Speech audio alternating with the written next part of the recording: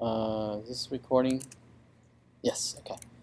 All right. So I'm going to use an API that allows us to query movie information.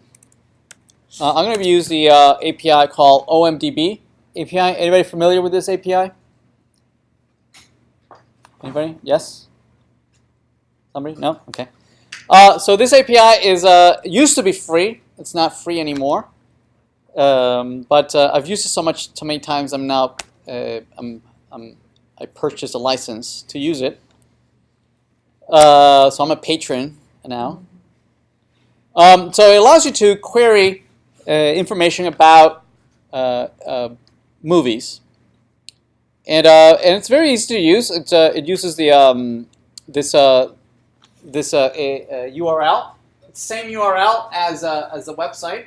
You have to provide it an API key that you have to pay for, and after that, you can query it and ask it based on a title or genre. It can come back up with movies that meet your criteria.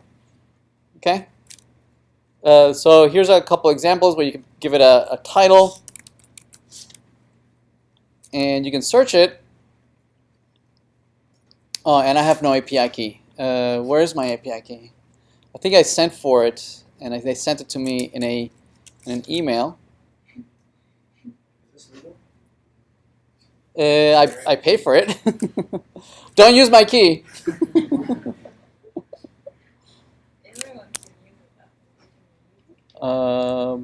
There it is. Don't use my key.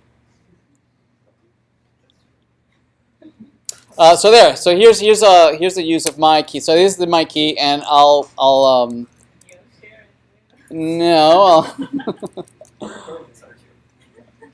Huh? I am right now, but I mean after the recording, I'll just invalidate that key. That's fine. So here's a Batman. So his API key. So as a part of the URL, you can say ampersand API key. So there it is. So it comes back with this information. If you know the title of the movie, you can provide it, and it comes back with this information.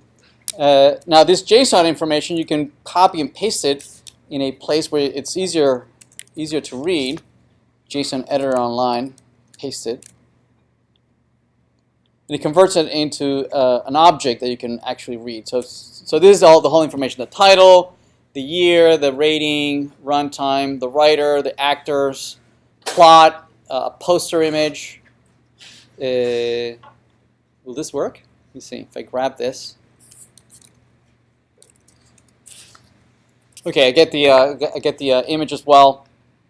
So the idea would be to create a user interface that would allow us to search for movies, right, that match a certain criteria, okay, and render it and be able to like them or create some application around this API, right? And again, my domain objects will be movies, will be maybe theaters, maybe I might have a collection of movies, right, that I can organize them in a particular way. So all those would be domain objects of my choice, right? So let's play around with that. Let's look at the API again. Let's see. It allows us to retrieve these things using a valid IMDb ID.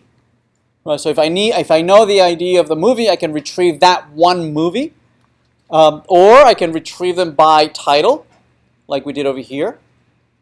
Or you can also do a range.